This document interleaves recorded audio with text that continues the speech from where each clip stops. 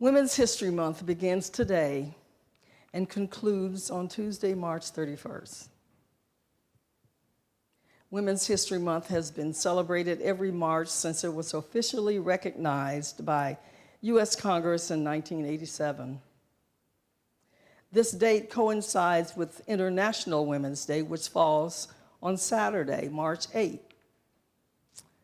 March 8th is significant as a global day to celebrate women's achievements and advocate for gender equality, with themes focusing on accelerating action for women's rights, empowerment, and an end to discrimination, making progress from historic labor and suffrage movements. Jazz is rooted in African American musical traditions, including blues, spirituals, and ragtime.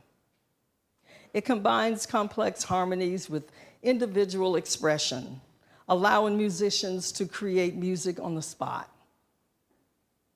It's a genre of American music originating in New Orleans in the early 20th century, defined by its emphasis on improvisation, syncopation, and a swinging rhythm.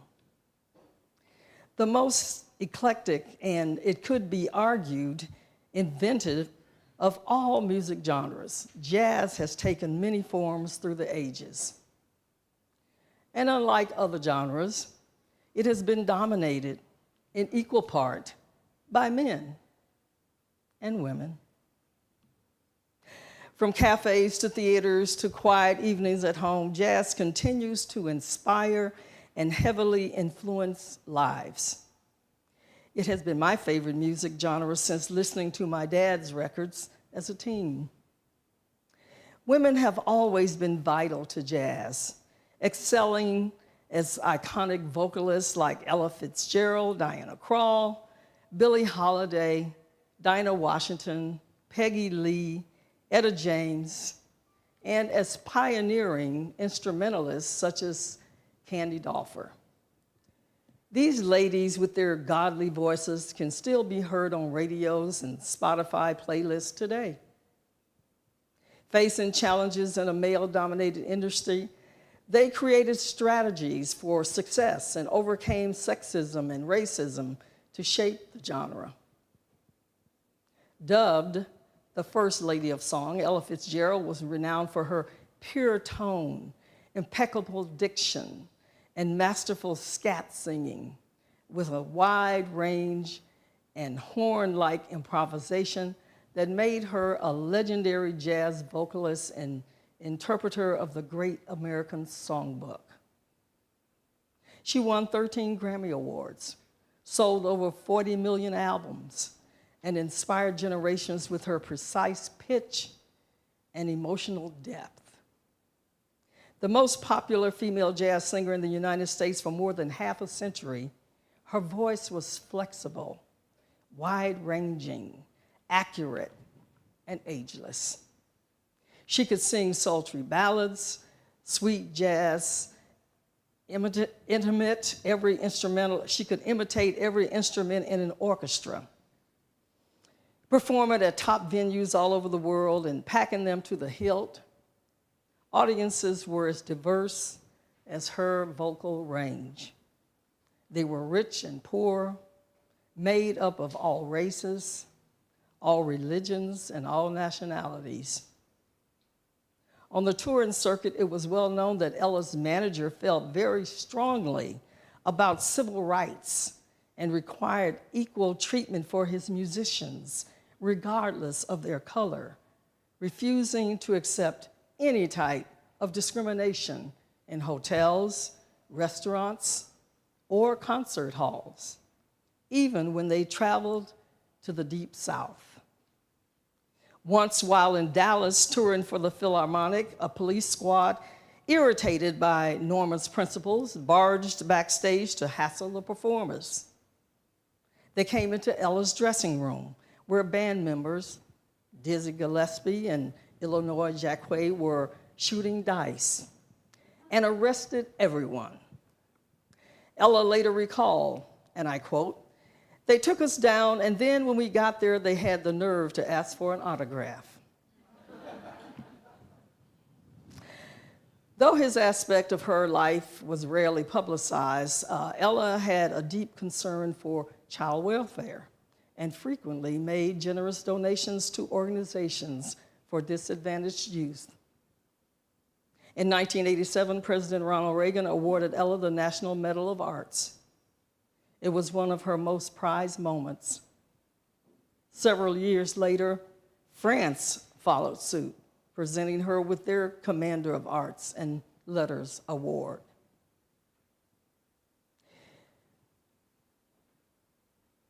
While Yale, Dartmouth, and several other universities bestowed Ella with honorary doctorates. When I was doing research for this sermon, I learned that Sarah Vaughan got her start as she crossed paths with Ella Fitzgerald. The story begins when 18-year-old Vaughan suggested that a friend entered the Apollo Theater Amateur Night contest as a singer, and she would accompany her on the piano. Well, her friend won second prize, so Vaughan decided to go back and compete as a singer herself the next week. She won the prize of $10 and the promise of a week's engagement at the Apollo. She returned on November 20th, 1942, to open for none other than Ella Fitzgerald. The rest is her story. Vaughan's musical director in the 1960s said that, and I quote, "The instrument was there, but the knowledge, the legitimacy of that whole world was not for her. But if the aria were in Sarah's range, she could bring something to it that a classically trained singer could not." In a chapter devoted to Vaughan in his book, Visions of Jazz, the author and critic said, and I quote, "No matter how closely we dissect the particulars of her talent, we must inevitably end up contemplating in silent awe the most phenomenal of her attributes, the one she was handed at birth, the voice that happens once in a lifetime, perhaps once in several lifetimes." Vaughan's career garnered more accolades. She received a star on the Hollywood Walk of Fame. She was inducted into the American Jazz Hall of Fame and given an honorary Doctor of Music by Berklee College of Music and Howard University. And in 2003, San Francisco and Berkeley, California, made by proclamations, March 27th, Sarah Louise Vaughan Day. And all began with a $10 prize for amateurs at the Apollo Theater. When Americans watched the 44th President Barack Obama and First Lady Michelle dance at their first inaugural ball, only old-timers like me knew that the song, "At Last," was originally recorded by American singer and songwriter Etta James, whose career began in the 50s. In a career spanning 60 years, she sang in various genres, including gospel, blues, jazz, and rock and roll. Her deep and earthy voice is considered to have bridged the gap between R&B and rock and roll. The Rock and Roll Hall of Fame named her one of the greatest voices of the century and forever the matriarch of blues. Now, one of the most notorious women in jazz with a voice instantly recognizable is Billie Holiday. Despite the fact that her career ended more than 60 years ago, she is one of the most infamous names in jazz and swing. Thanks to her signature deep, melancholy voice and her ubiquitous white gardenias, it's safe to say that Holiday was the first crooner of female jazz. She sought her debut on the Harlem music scene in her adolescence. Despite having no formal musical training, she had an instinctive sense of musical structure. With a wealth of experience gathered at the root level of jazz and blues, she developed a singing style that was deeply moving and individual. Her friend Lester Young nicknamed her Lady Day and rapidly captured the attention of the public with her deep voice, which gave every song she sang a note of intimacy. In the late 30s, she toured with Count Basie and Artie Shaw. In the latter years, opened at the Plush Cafe Society in New York City. In about 1940, she began to perform exclusively in cabarets and in concerts. She wrote an autobiography in 1956 titled Lady Sings the Blues. You might remember that was later made into a motion picture starring Diana Ross. Within the early industry of jazz, possessing masculinity was viewed as a preference that made women in jazz struggle for recognition. Many musicians began taking the discussion of inequality from the musical aspect and applying those same concepts to becoming activists. Several women in jazz were activists either for gender equality or racial equality, and sometimes, often both. Holiday's recording of Strange Fruit was an emotional and metaphorical narration that depicted the vision and harsh reality of blacks being lynched as a result of racism. The song provided an effective notion to the civil rights movement. Billie Holiday performed that song nearly every night that she went on stage, which shaped the song to become a popular melody that slowly began to be associated heavily with civil rights protests and was often used by well-known activists such as Malcolm X. By the late 1940s, Holiday found herself in legal trouble over the possession of narcotics. She was arrested and spent a year in a rehab center. After this, she was no longer able to obtain a cabaret license to work in New York City.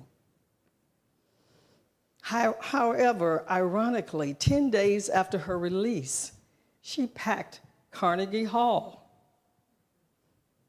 While she managed to bounce back from that, she never quite quit her bad habits and died an untimely death in 1959 from cirrhosis. Jazz has, for most of its history, been dominated by men.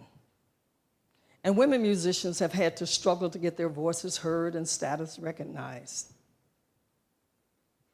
It could be argued that traditional jazz culture has had a strong male flavor, covering a range of elements including language, dress codes, competitiveness, unsocial hours, male club owners, bookers, record company bosses, and of course, old-fashioned sexism.